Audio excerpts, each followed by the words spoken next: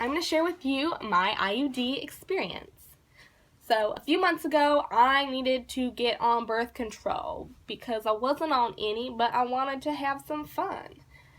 So, a friend of mine was on the copper tea, so she was like, you never have to remember to take it, it's awesome, and like the bleeding, the cramps, like you get over it real quick. It's the best.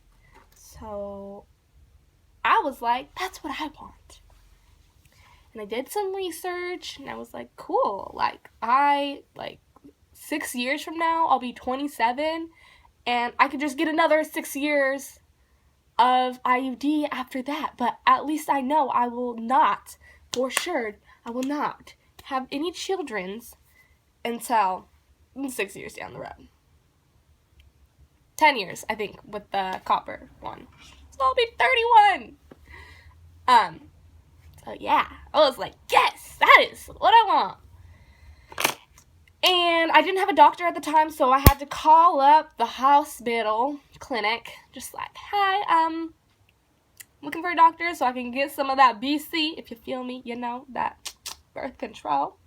Help you control having any births. That's what I need. So they were like, cool. Got me booked. I went in the next day. They gave me the evaluation, and we started talking about birth control options. And my doctor was kind of like, I usually put in the IUD with women right after they have babies, so it's gonna really hurt, and you're young, so it's gonna be really uncomfortable. I'm gonna be honest with you. But me, I was sitting there like, this is what I want. This is what I need. I will be strong for this. Like, what's really gonna hurt is if I have a fucking child. Hurt my heart. Not that there's anything wrong with having children. It's just not for me in the moment. So, I was like, I will go through that pain so I can have some gain in the rest of my life. And then I started to kind of get worried, like, is she okay with doing it on me? Like, is she trying to talk me out of this? Because this is what I want. Is she trying to talk me out because she's not comfortable doing it? But, Vicky, her medical assistant, was just a lovely lady, and she just made me laugh and made me comfortable, and I was like, okay, I can do this. So I went home, I told all my housemates, and they were like, no. They told me all these awful horror stories, and they made me really, really worried. But I was like, psh, they don't know.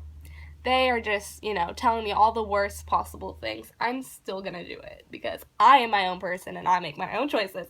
And this is my choice. So then I get a call from my girl Vicky, and she's like, sorry, hon, we don't have the copper tea. Is it okay if you want the Mirena? Otherwise, you're gonna have to wait. And I was like, I'm not waiting. So I was like, yeah, Mirena's fine. I don't really know what's gonna happen because hormones, but I will take it.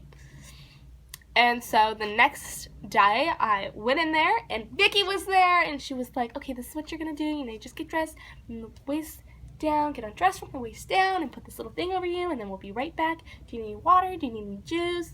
Okay, we'll be right back. And I was like, I love Vicky. She's the best. And so I do what she says, and that's when I just had a moment to myself in the room, like, looking around, and there was this cold silver tray that just was like reminding me of like a hospital horror movie. And they had all their instruments on it, and I was like, they shouldn't let people see this because it's like clamps and stretchers and cold hard metal. So I was like, whatever, I can do this. And then I saw it across the room. It was the Mirena, but it was in a box that was literally like probably this long, like this fat. And I was lost. I was confused. I was like, Vicky, come back. What the fuck is in that box? I thought the Mirena was like this big, like this big. Like this big at the max. Like that's what I think. It still seems really big, but whatever. So why would they need a box that's like Nerf gun size box? And all I can think of is that in the box is a bow and Morena. Like a bow and an arrow, but a bow and Morena. And they're going to just attach the Morena to the bow and just like pull it back and, you know, got my legs spread and they're just boop, shoot it back in there. And I was actually like kind of okay with that idea because that would be fucking cool, you know? Really new age technology they have with the bow and arrow Morena insertion. But that's not what happened. Although I wish it was. They came back in the room and, you know, you're just sitting there like with your pants off, like it's a party. All eyes on you. And they like put the little stretcher things on for your legs, and I like, maybe it's just me, but they're always like, relax your legs, and they're like trying to like get your legs to just fucking relax, and you're like, I am relaxed. And you're just like sitting there like, I swear to God, I really am relaxed. Like, but you know, if your mind's not relaxed, your body's not gonna relax. So, she's down there doing her thing. They're like, okay, perfect, like this is gonna fit. They have to like check to see how long you are to make sure it'll fit or whatever.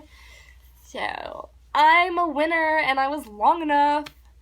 And so anytime I'm nervous, like every time I go get my blood drawn, I either cry, laugh, really awkward, like laugh, or I just stare at the assistant doctor straight into their eyes like, do not fuck me up or I have your soul in my eyes and I will just keep it. Those are the things I do, but since I couldn't see the doctor's face, I ended up just having this really awkward laughter for the whole time. And Vicky was just like, breathe, you know, breathe, you're doing a great job. And I'm just like, like, what kind of breathing am I supposed to be doing? And how much longer, doc? And at one point, the doctor, like, peeks her head out from behind the napkin, and she's like, are you laughing or crying up there? And I was just like, I'm laughing. And then, bloop, they get it in. It's like a pinch. And, you know, just breathe through it. Just be like, this is what I want. You know, mentally just be like, this is what I want, so I can do it. I can take whatever they're giving me.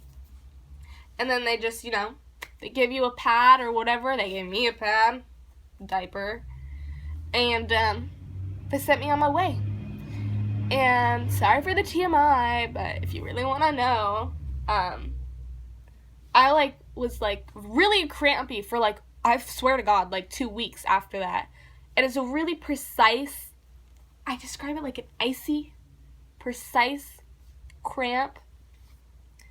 And then it just makes, it's just like the Morena is just like, I'm here, bitch, I got you. And so I'm just like, okay, it's like a bittersweet pain. And then, like, a few months after all the whack cycles, not really cycles, but just like, hey, your body's working, I finally stopped having my flow. So, for how long that will last, I do not know. But that's my story. It was a crazy experience. A couple of crazy days.